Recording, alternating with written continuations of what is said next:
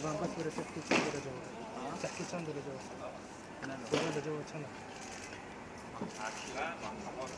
Șivanu. Șoară zarână.